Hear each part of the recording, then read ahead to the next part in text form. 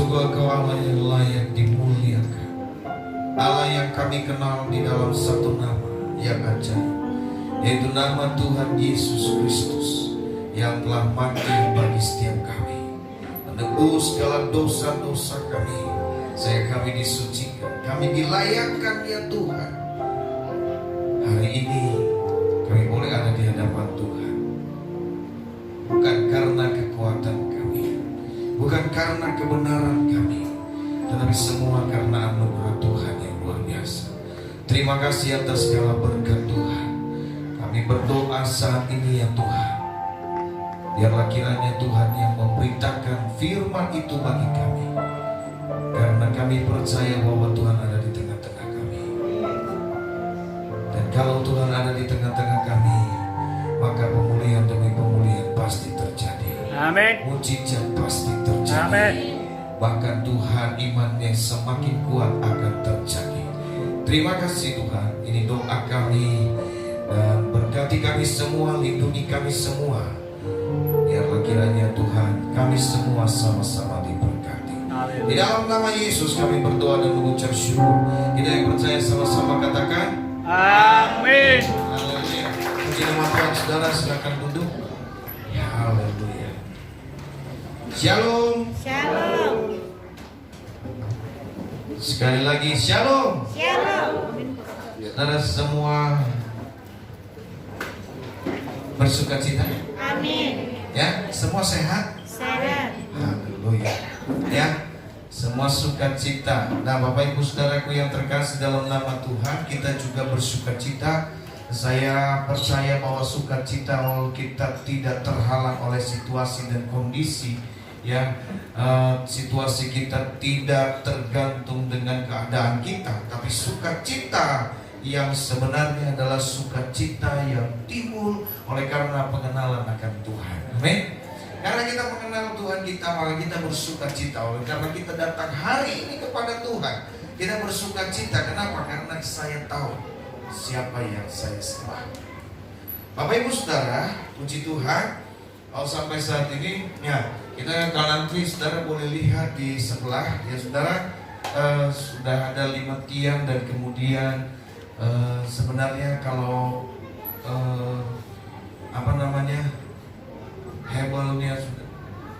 hebelnya sudah ada, kita bisa tutup gitu ya, tapi masih belum, karena memang masih belum ada hebelnya, jadi kita masih belum. Nah, ada juga yang di belakang nanti mungkin cor ya, beberapa hari ini. Nah, kita terus berdoa sama Tuhan bahwa pembangunan ini setiap hari semakin lancar gitu ya. Ya meskipun misalnya saya tahu bahwa kita semua adalah senantiasa berdoa.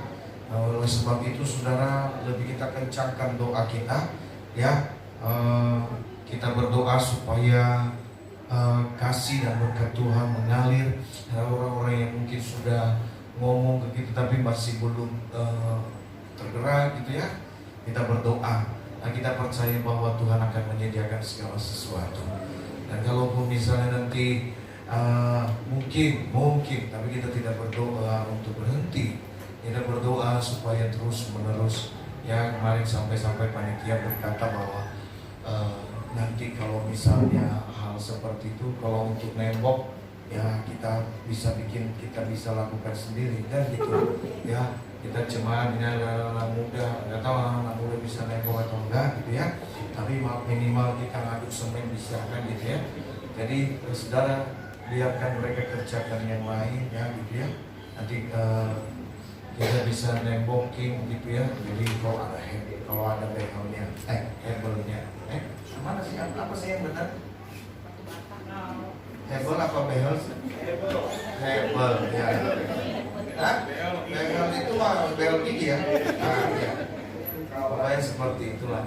Jadi saudara, kalau misalnya sudah ada itu bisa ketutup ya, bisa ketutup sedikit demi sedikit. Kita pelan-pelan saja kan seperti itu ya.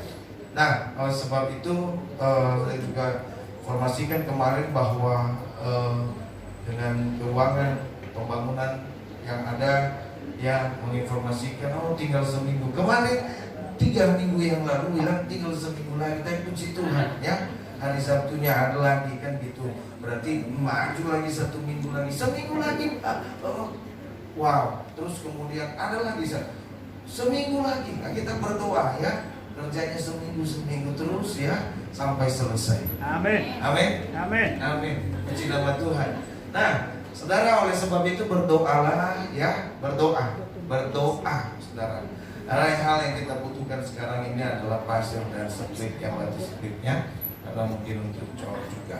Nah, tapi saudara, saya percaya bahwa Tuhan akan menyediakan tempat pada waktunya. Amin. Amin. Ya, dukung dalam doa ini, semangat pendoa semangat ya. Segala sesuatu tidak akan lelah, tidak akan sia-sia.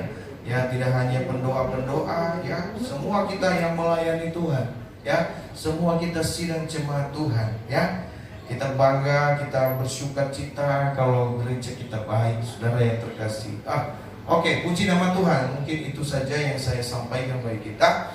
Nah, Bapak Ibu Saudara, bahwasanya hari ini ya, sampai hari ini kita masih belajar tentang kuasa doa, pujian dan penyembahan. Ya, beberapa hari, beberapa minggu pasti kita sudah belajar, terlebih juga dari setiap renungan yang ada, kuasa doa, pujian dan penyembahan. Saudara, ini adalah sesuatu hal yang sangat penting dalam kehidupan setiap orang percaya. Ini yang pernah saya katakan bahwa kuasa doa, pujian dan penyembahan itu adalah sesuatu hal yang paling penting, bahkan mungkin bukan bahkan mungkin, tapi harus menjadi satu gaya hidup dari setiap orang percaya. Ya, doa, pujian, penyembahan, saudara, ini harus menjadi gaya hidup orang percaya. Kita tidak bisa terlepas dari doa, kita tidak bisa terlepas dari pujian, penyembahan. Kenapa? Karena itu adalah gaya hidup kita. Ya, ibaratnya begini saudara yang terkasih, kalau gaya hidup berarti itu style kita, ya. Ya, style kita. Kalau ada orang nih, gaya hidupnya mabuk sih, gitu kan contoh ya. Sehingga kalau gaya hidupnya mabuk, jalannya oleng. Nah, itu sudah menjadi gaya hidup, ya. Ketika kita lelah, ketika kita capek, ya udah susah gaya hidup pasti kan. Nah, oleh sebab itu saudara yang terkasih dalam nama Tuhan, mari ya kita juga menjadikan firman Tuhan itu menjadi gaya hidup kita, style kita. Nah, contohnya seperti ini saudara. Maka di dalam Efesus 5, di Efesus 6 gitu ya. Ayatnya yang 18, pergunakanlah. Coba kita buka dulu, nanti saya salah lagi. Ya. Bukan supaya kita lebih paham. Kita buka dulu Efesus.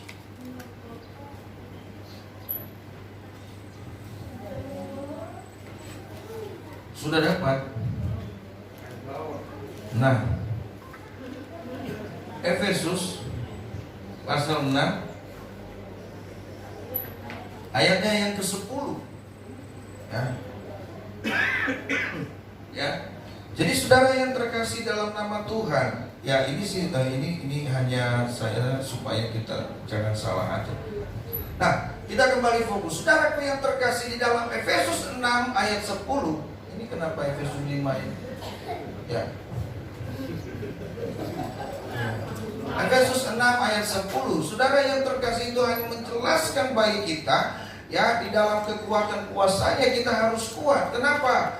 Karena firman Tuhan adalah hal yang terbaik dalam hidup kita. Tapi saudaraku yang terkasih, kuasa doa, pujian dan penyembahan, doa, pujian dan penyembahan itu adalah pakaian daripada setiap orang percaya.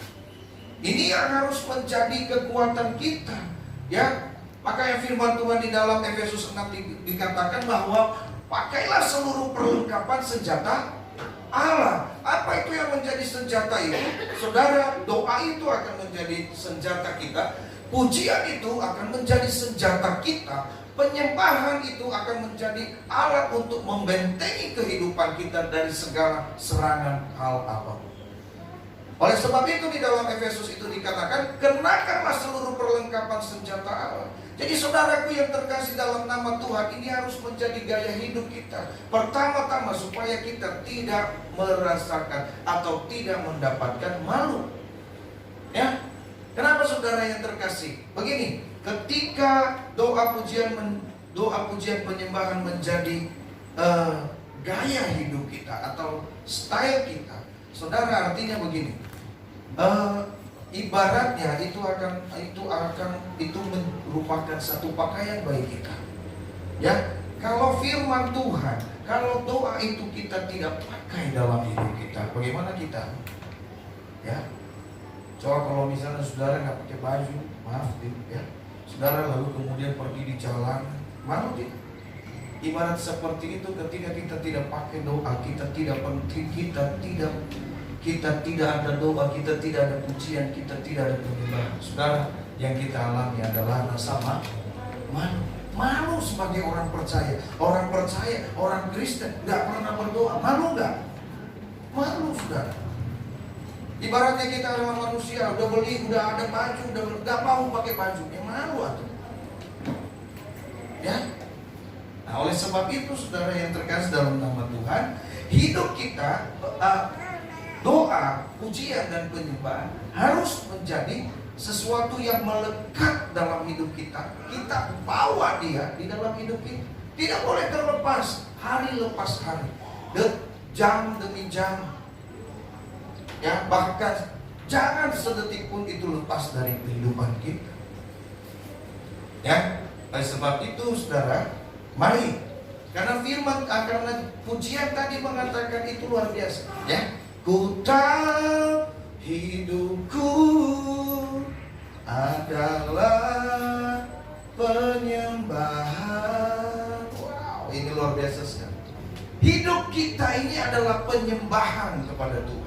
Jadi saudara, penyembahan itu bukan ketika saudara itu memuji Tuhan, ada lagu yang bagus lalu kemudian saudara memuji Tuhan secara luar biasa, apalagi lagu itu saudara hafal, ya, lalu kemudian angkat tangan, saudara, bukan itu, ya. Atau begini, apakah penyembahan itu kepada Tuhan seperti apa, saudara yang terkasih, ketika kita memuji Tuhan lalu kita pakai bahasa roh? Bukan itu yang Tuhan inginkan. Tapi dia katakan, ku tahu hidupku adalah penyembahan. Artinya hidup inilah penyembahan. Ya, bukan hanya bukan hanya ketika kita memuji Tuhan. Kalau kita hanya memuji Tuhan itu adalah penyembahan kita, saudara. Berarti kalau kita nggak memuji Tuhan, bukan penyembahan. Tapi hidup inilah. Oleh sebab itu, mari kita mau baca kebenaran firman Tuhan yang menjelaskan tentang hal ini. Mari kita buka di dalam Yohanes 4. Hari ini kita sama-sama belajar.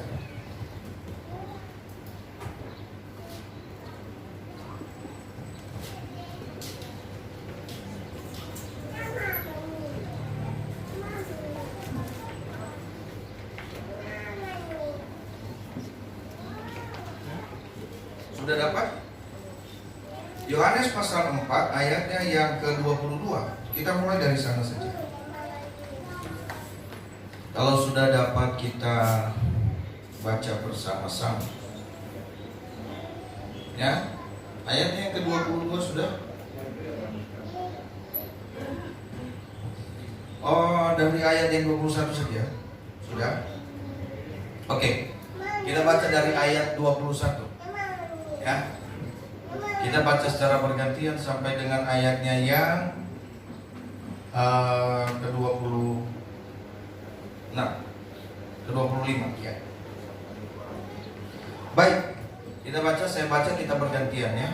Ayat 21 dikatakan begini. Kata Yesus kepadanya, percayalah kepadaku hai perempuan, saatnya akan tiba bahwa kamu akan menyembah Bapa bukan di gunung ini dan bukan juga di Yerusalem.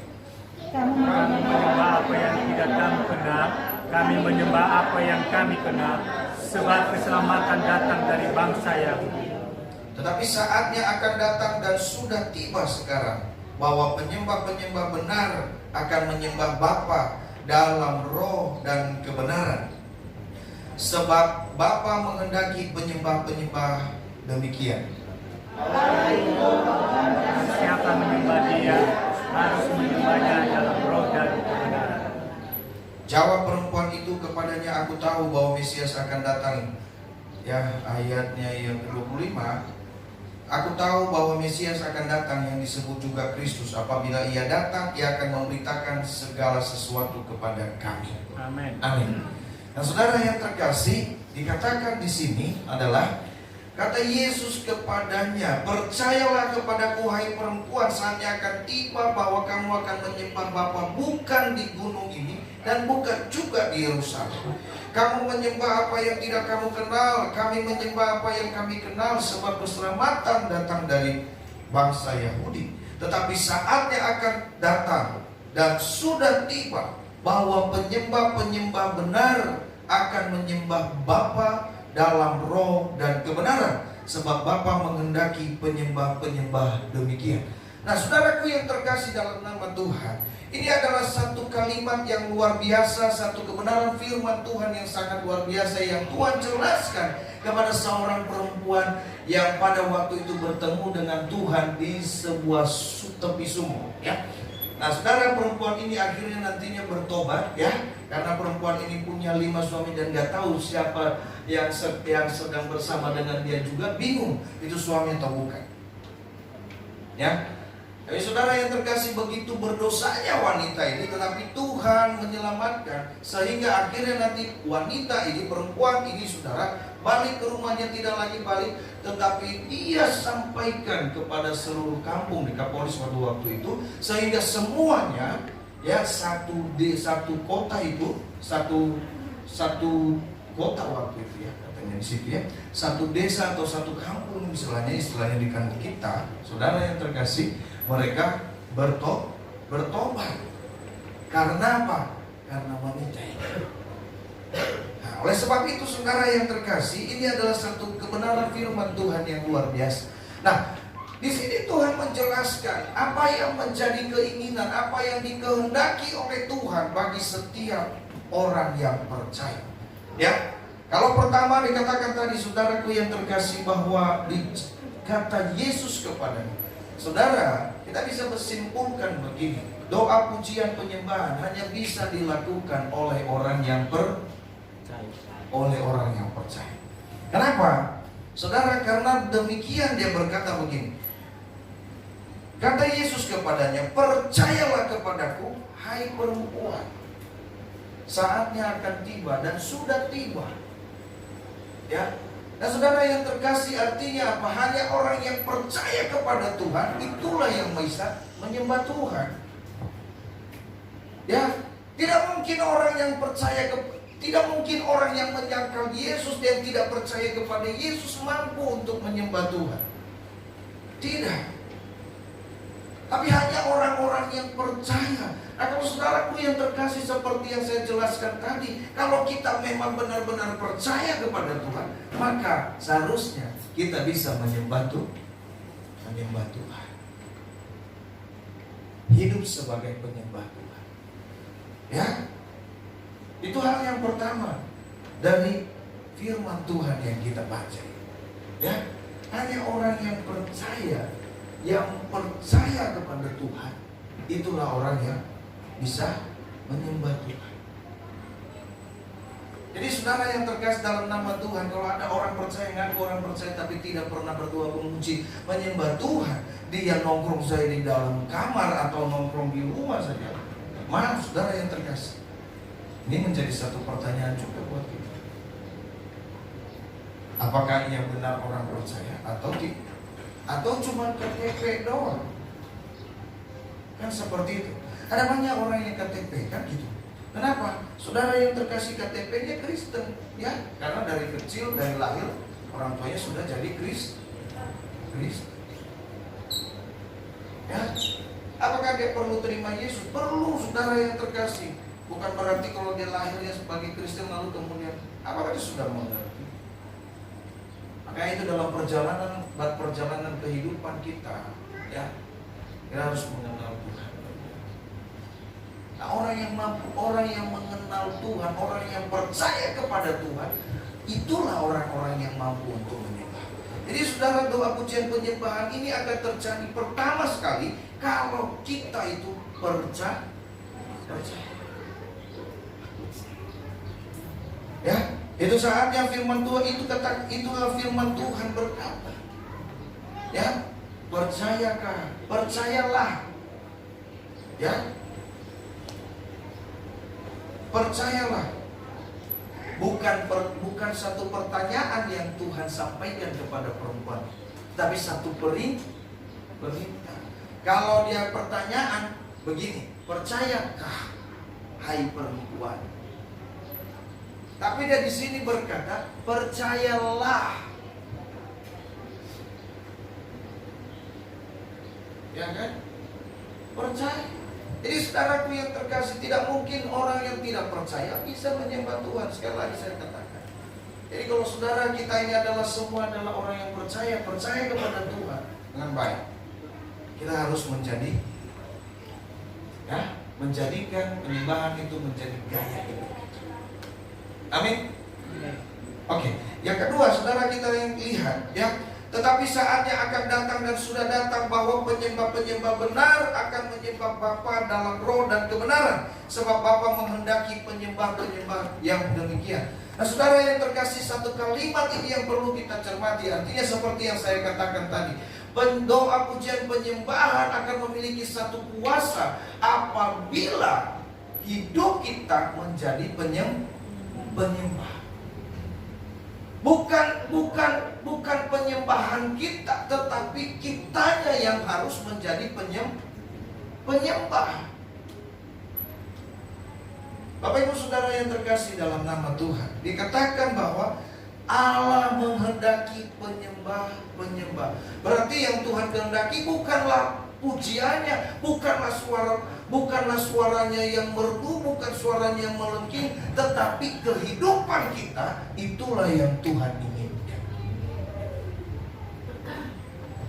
Ya, bukan hebatnya kita main musik, bukan hebatnya kita main drum, bukan besarnya persembahan kita, tidak. Ya, bukan hebatnya jabatan kita. Tuhan tidak menginginkan hal itu, saudara yang terkasih. Tapi yang Tuhan inginkan dalam hidup kita adalah hidup diri kita. Hidup kita ini yang Tuhan inginkan. Itu sebabnya Tuhan menghendaki penyembah-penyembah yang demikian. Jadi yang Tuhan mau dalam hidup kita itu adalah gaya hidup kita, hati dan pikiran kita. Ya, tapi saatnya, dikatakan ayat 23, tapi saatnya akan datang dan sudah datang bahwa penyembah-penyembah benar akan menyembah, ya, dalam roh dan kebenaran. Ya. Seorang penyembah harus hidup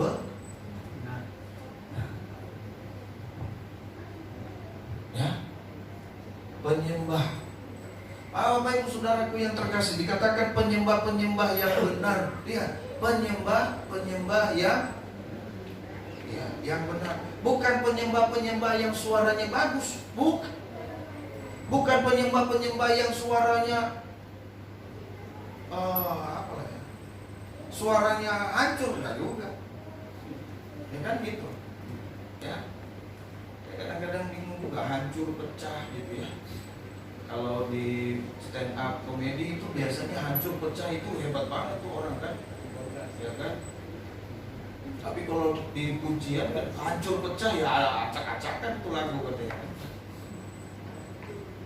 Jadi tergantung penempatan kata hancur. Ya. Saya bingung waktu itu, ada orang stand up komedi kan, lalu kemudian tepuk tangan juri, wow, hancur benar. Loh, hancur. Ya, ternyata bagus benar katanya. Bisa begitu ya. Ya. Udah hancur katanya bagus. Itu lagunya ya. Jadi kayak main musik tadi hancur memang. Gitu kan? Tapi ini ibaratnya stand-up komedi ya, jadi hancurnya benar-benar hancur. Ya, enggak saudara. Jadi kadang-kadang kita harus pahami kata-kata yang sekarang ini terjadi dalam dunia persilatan. Ya kan? Kita harus benar-benar pahami. Kalau nggak salah aku masa hancur kan gitu. Saya benar loh stand up comedy. Benar kan, udah pernah nonton stand up comedy kan? Hancur, wow. Aduh, materinya pecah banget. Pecah bagaimana? Berarti hancur benar dong. Ternyata apa? Bagus benar. Ya, jadi kalau misalnya ada yang bilang, oh tadi main musiknya hancur, oh itu berarti bagus benar. Ya, saudara patut bangga, berarti main saya tadi memang memang habis, memang hebat seperti itu. Nah, kita kembali saudara yang terkasih, ya. Tuhan tidak menginginkan suara, bukan. Makanya dikatakan penyembah yang benar. Penyembah itu harus benar. Benar dalam hal apa dulu? Benar di dalam mengenal akan Tuhan. Itu yang saya katakan di awal. Kalau orang sudah benar mengenal Tuhan, maka ia akan menyembah dengan benar. Tapi kalau dia tidak kenal dengan Tuhan, dia akan menyembah sesuka hati. Kenapa? Ya, saya menyembah juga belum tentu benar. Yang saya kenal juga belum tentu. Apa iya Yesus juru selamat? Ya udahlah, ikut-ikutan aja, benar nggak? Sehingga apa? Penyembahan kita besok hari ini iya, besok kagak. Kenapa? Karena kita tidak mengenal dengan benar. Maka pengenalan akan kebenaran akan Tuhan dengan benar itu sangat penting. Sehingga kita menjadi penyembah yang benar. Ya. Diawali dengan langkah awal, yaitu baca firman Tuhan. Perlu sekolah perlu untuk baca firman. Sekolah teologi apalagi misalnya, sekolah firman Tuhan, sekolah Alkitab, silakan saudara. Tapi dasarnya adalah baca firman Tuhan. Dan mengenal yang benar. Tuhan menghendaki penyembahnya. Tuhan menghendaki kita, bukan suara kita. Tuhan menghendaki kita, bukan hebatnya kita. Tuhan menghendaki kita, bukan jabatan kita.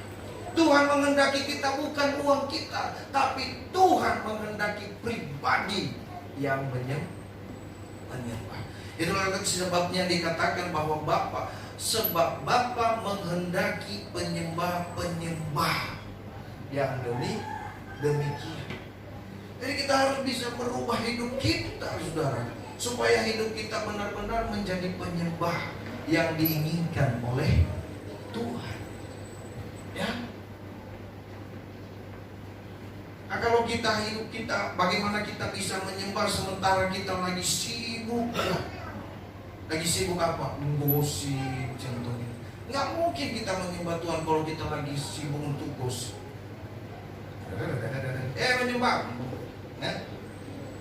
Nggak mungkin kita bisa menyembah Tuhan ketika kita sibuk, ya, melakukan hal-hal yang tidak baik. Ya. Jadi saudaraku yang terkasih dalam nama Tuhan, ini yang harus kita pelajari dalam hidup. Gak mungkin kita menyembah Tuhan sementara kita jauh dari firman Tuhan. Kita gak mungkin menyembah Tuhan sementara kita gak pernah baca firman Tuhan, gak pernah berdoa seperti yang saya katakan. Bagaimana kita bisa menjadi penyembah yang benar? Tapi lagu, angkat lagunya.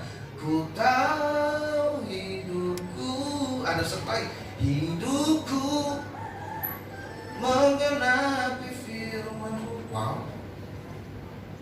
Kita menjadi pendengar firman Tuhan. Banyak sekali lagu penyembah. Ku angkat hatiku, ya. Tapi tidak pernah memberi hidup kepada Tuhan. Bagaimana demikian, saudara? Ya. Kadang kita doanya bolong. Nggak usah doa bolong, ya. Kadang kita ibadah yang sekali seminggu aja bisa bolong, apalagi doa yang setiap hari. Betul? Betul apa betul? Ya. Terbuka itu adalah awal pemulihan. Ya. Betul. Kalau kita jujur mengakuinya di hadapan Tuhan, Tuhan setia dan akan hapusin dosa. Ya, jadi saudara yang terkasih dalam nama Tuhan, kita ini sering bolong. Ya, bahkan mungkin kalau kita, apalagi kalau kita sudah tidak sempat bangun pagi, ya, bangunnya kesiangan, gitu contoh ya. Waduh, orderan udah masuk. Doa dulu, enggak, ini orderan udah masuk. Ya kan? Terlambat nanti di cancel, kena skorsing dari yang kan aplikasi. Lagi yang kerja misalnya masuk jam 6:30, udah sempat menyembah. Ada yang kalau ini suka bangun suka langsung berdoa menyembah. Berdoa saja. Itu kenapa? Karena memang mungkin bangun gitu ya. Kalau bangunnya mepet, apalagi kalau bangunnya mepet, ya. Masuk jam 7, bangunnya jam 6.45 kan gitu. Lari. Ya. Contohnya seperti itu. Habis itu saya mau lihat, saya luar biasa sekali ya. Nah, kalau kita misalnya lihat jam gitu ya. Lihat jam kalau lagi kerja kayaknya kita nggak mau terlambat gitu ya. Tapi kalau kita lihat jam mau ibadah, biarin aja lah. Kita mandi dulu, ya kan? Kalau tempat kerja kita takut terlambat.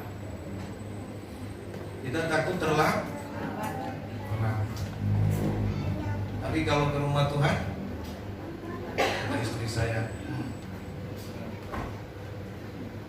kita mulai rubah supaya kita menjadi penyembah ya. Benar. Kalau Pak Gembala memang sering terlambat kadang-kadang. Muter dulu, keliling dulu, doa, tanya siapa dulu yang itu. Coba bayangkan kalau misalnya saya jemput, saya mulai jemput jam 5 supaya kita nggak terlambat. Mau? Ya kita jemput 6:30 misalnya belum lagi dandan. Ya kan seperti itu. Ya. Akhirnya apa? Pak Gembala baru datang ya? Terlambat. Kan gitu. Sering-seringnya seperti itu. Tapi tidak apa-apa. Ya. Harusnya sih sudah datang dari tadi kan gitu. Tapi saudara yang terkasih dalam nama Tuhan, ya. Ini yang perlu kita perhatikan dalam hidup kita. Karena ternyata Tuhan bukan hanya menginginkan pujian kita, tapi Tuhan menginginkan hidup kita. Ya, ada orang berpikir begini, saudara yang terkasih, ya, Pak Pendeta saya mah nggak apa-apa, nggak datang dulu ke gereja, tapi persembahan saya jalan terus. Haleluya. Tuh, ya, nanti persembahannya yang sampai di surga orang yang enggak. Ya dong, diwakili sama persembahan.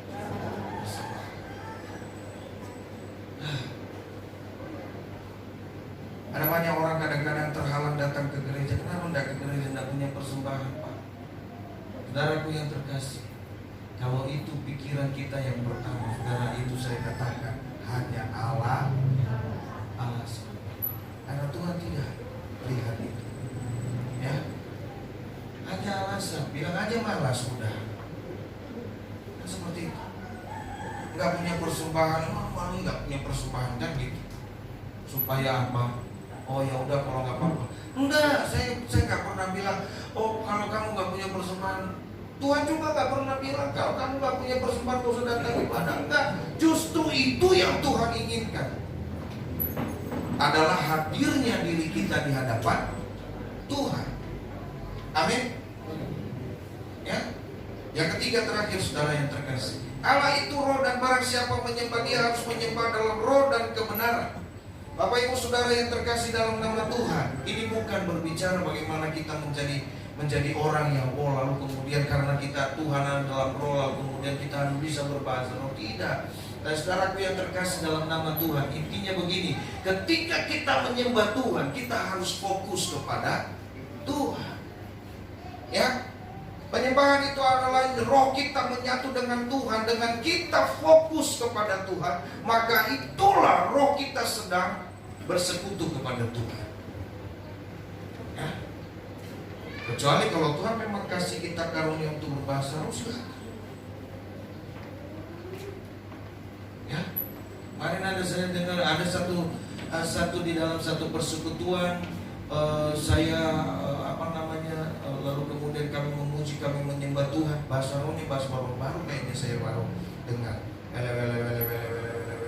Wah, saya nggak ngerti ya benar apa enggak, tapi kok bahasanya baru lagi. Ya, cuma lah si komo itu mah. Wah, ini luar biasa sekali.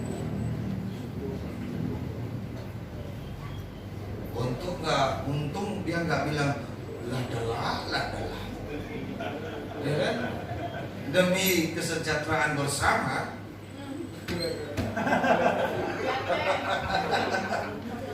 Saudara yang terkasih dalam nama Tuhan, ini yang perlu kita perhatikan dalam hidup kita. Artinya apa? Kita konsentrasi, kita fokus kepada Tuhan. Ketika kita menyembah Tuhan, kita fokus sama Tuhan. Kalau belum bisa kita, ya saudaraku yang terkasih, makanya di sini sudah ada kan silent, HP dan segala macam. Wow. Ya. Kami kemarin persekutuan sama Bapak Tuhan gitu ya. Lagi berdoa ada semua kaget. Ya. Orang yang saya juga bingung ya. Yang lagi berdoa pun berhenti. Ya. Soalnya lagi dengar suara panggilan. Ini. Dia juga memperhatikan apakah itu bunyi HP saya atau bukan kan gitu. Nah, saudara yang terkasih, kita harus fokus. Itu yang Tuhan inginkan. Ya.